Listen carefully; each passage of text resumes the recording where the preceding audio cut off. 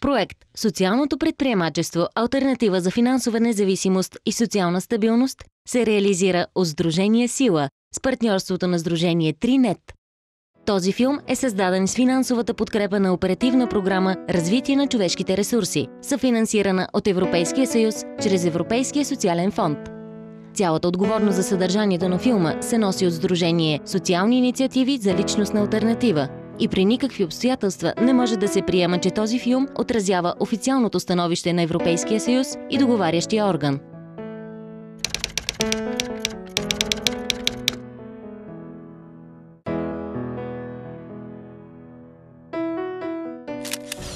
Аз съм Добри Бориславов, а това е Елена Богданова. Ние сме част от екипа на Сдружение Сила и ще ви разкажем за нашите дейности, свързани с социалното предприемачество.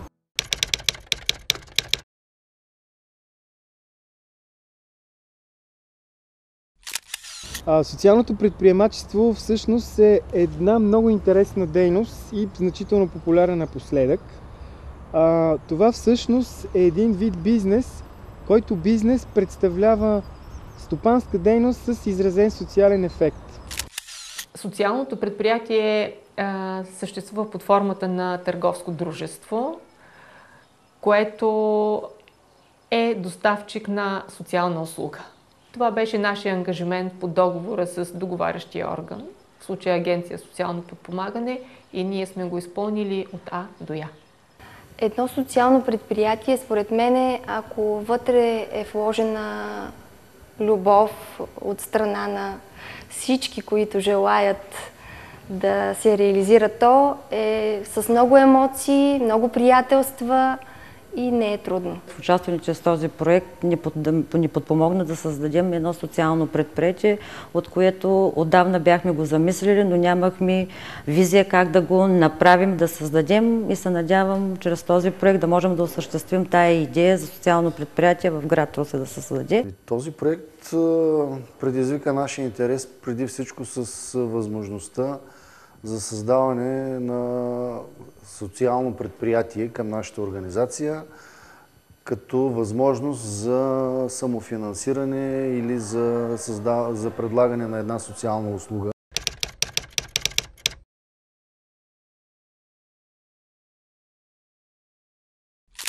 Основната цел на този бизнес не е реализиране на всяка цена на печалба, ами получаване на равновесие между финансовия резултат и изразен социален ефект. Човек, който иска да реализира социално предприятие, първо трябва много да повярва в себе си и в идеята, която има, да се въоръжи с невероятно търпение и да е много човеколюбив и да вярва в това, което върши и че може да помага. С други думи, само да довърша, това означава, че ако тази стопанска дейност по някакъв начин генерира печалба, то тази печалба се връща обратно към хората, които са успяли да я генерират, а не се разпределя между собствениците на капитала или акционерите на самата организация. Трябва да създаваме социални предприятия, не търговски дружества, защото едно социално предприятие няма да генерира печалба, а средствата, които са получени от оборота, една част ще отива за издръжката на социалното предприятие, а друга част ще подпомага хора в неравностойно положение, които наистина имат много голяма нужда от финансова подкрепа. Социалното предприятие е бъдещето за интеграцията на хора с увреждания. При нас хора с увреждания ще работят в трудова борса за хора с увреждания, с работодателите. Нашето социално предприятие ще действа в рамките на неправителствената организация, която ние тук сме изградили преди години. Ще използваме нейните възможности точно за развитие на такава дейност. По този начин те ще помогнат първо на самите себе си, ще бъдат полезни, т.е. ще се чувстват полезни с това, че те са се реализирали по някакъв начин. Ами аз мисля, че точно това е основната цел на социалното предприятие. Услугите, които се предлагат, едно да бъдат насочени към хората с увреждане и второ, да бъдат правени от хора с увреждане, вече те, ако нямат достатъчно потенциал, могат да бъдат подпомогнати с консултация и с някакъв вид обучение, но точно това трябва да се спази, за да се задейства в истински смисъл на социално предприятие. То трябва да бъде, в него трябва да се включат активно хората с увреждане.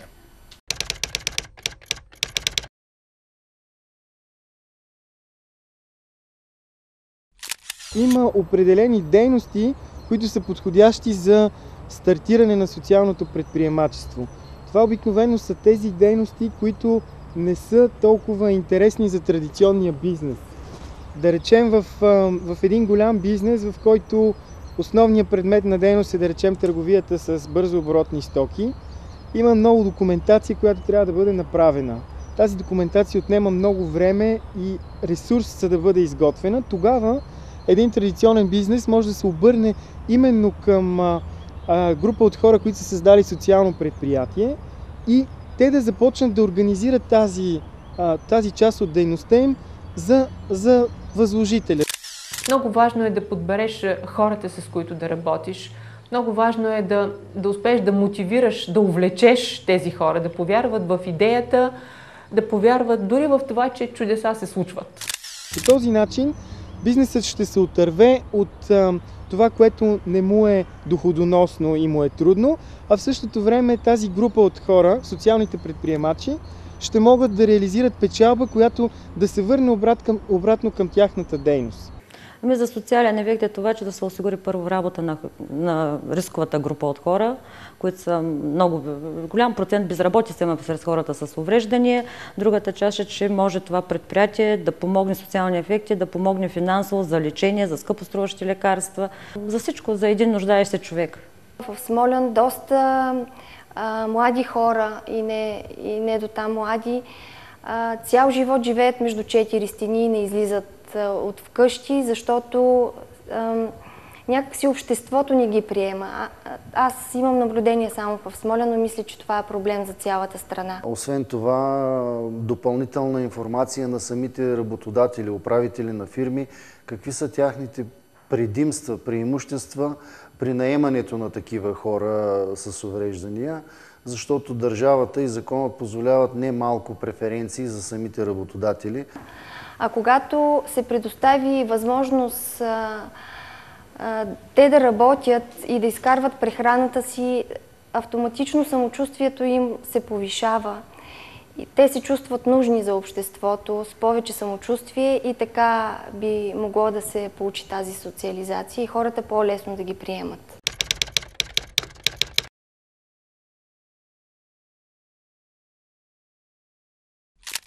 Социално предприятие може да бъде реализирано като форма към дадена нестопанска организация. Трябва да има една неправителствена организация, която се учредила като такава, за да реализира някаква идеална цел. Примерно да се грижи за чистотата и за красотата на парковете и градините в даден град. Тази цел е идеална. Тя реализира тази дейност без да печели от нея. Когато обаче тя има нужда от допълнително финансиране, тя има възможност по закон да реализира допълнителна стопанска дейност в рамките на тази организация, за да може да осигури допълнителни приходи, които приходи да бъдат насочени към реализиране на тези дейности. Реинвестира в дейността, като целта е тя да бъде разширена. Да, и може би тук трябва да обясним сложната дума реинвестира. Това на практика означава, че тази печалба се връща в организацията, за да може да бъде реализирана тази основна дейност. Тя не остава като печалба, която да се разпредели между хората, които са част от организацията.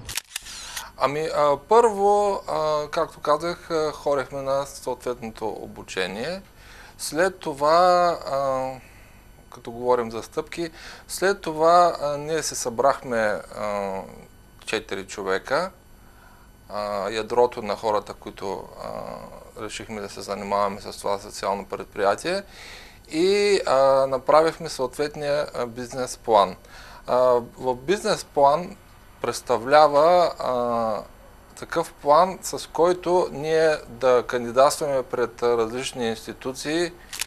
Втората опция е регистриране на търговско дружество. Какво означава това? Това означава, че същата тази неправителствена организация може да регистрира отделно търговско дружество, което да изпълнява така наречената стопанска или търговска дейност. Единственото изискване обаче е самата организация да е собственик на това търговско дружество, защото като търговско дружество то ще трябва да реализира някаква печалба. Ако организацията е собственик на това дружество, то това е и гаранцията, че тази печалба ще се върне обратно в организацията и ще отиде за реализиране на нейната идеална цел. Третата възможна форма за реализиране на социално предприятие е като предприятие или кооперация на хора с увреждания. Тази форма е регламентирана в Закона за интеграция на хората с увреждания и съществува като такава форма от доста време. А първите две форми регламентирани ли са по някакъв начин?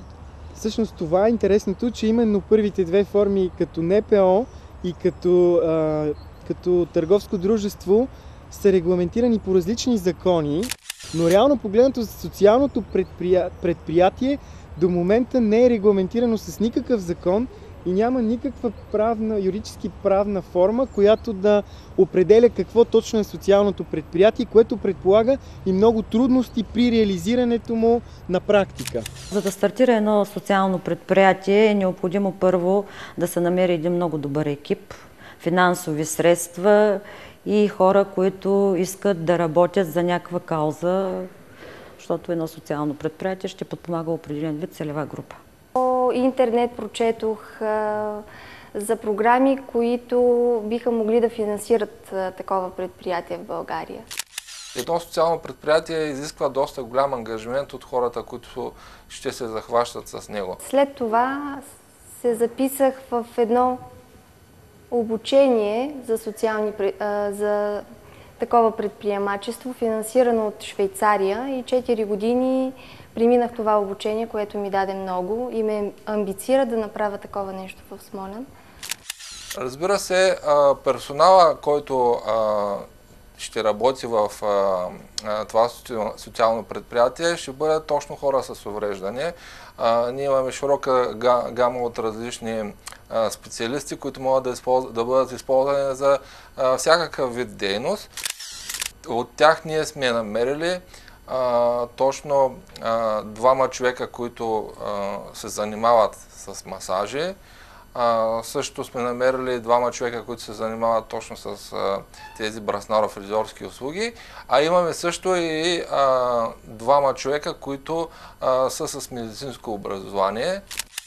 Оттам нататък тръгва търсенето на подизпълнители, тръгва търсенето и изискването за качествено реализиране на дейностите, за които си наел хора.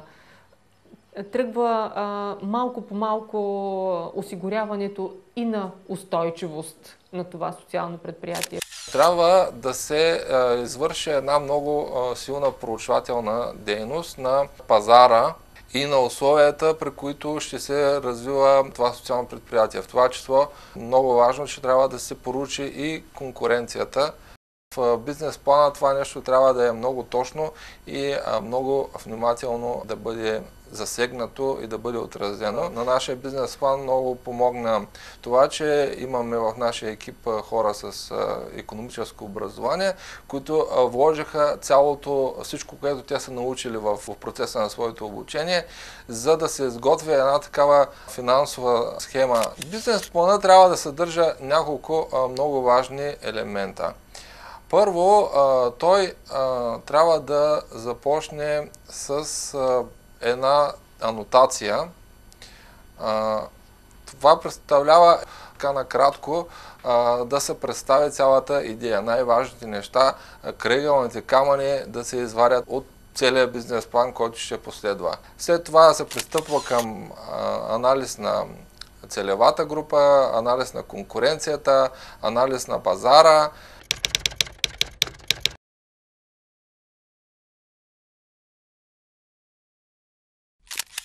Ние в рамките на нашия проект успяхме да реализираме един наръчник за социално предприемачество, в който наръчник са описани всичките стъпки и най-важните неща, които трябва да знае всеки един човек, тръгвайки по този път. Като говорим за този път, е хубаво да кажем на хората, че първата стъпка е намирането на правната форма, от която да изходим по пътя към социалното предприемачество.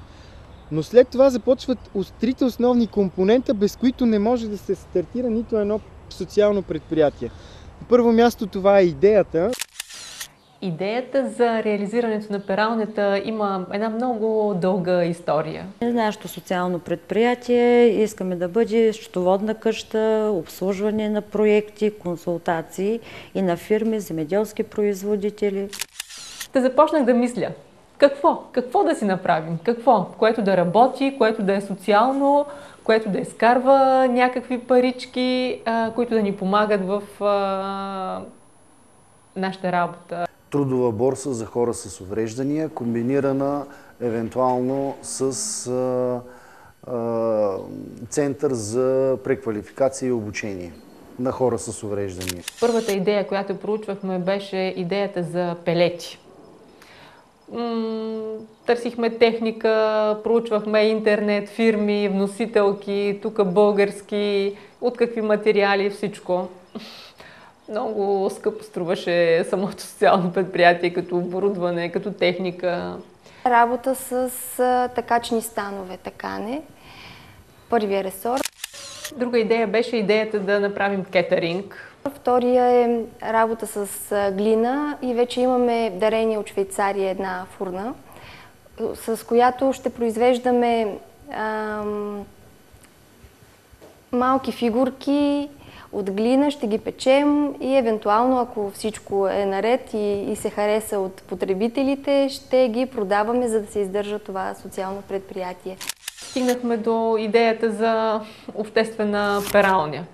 Търсейки вече устойчивост на тази идея, се запознахме с колеги в Южна България, които работят. Говорихме с тях предварително. Оказа се, че има възможност да бъде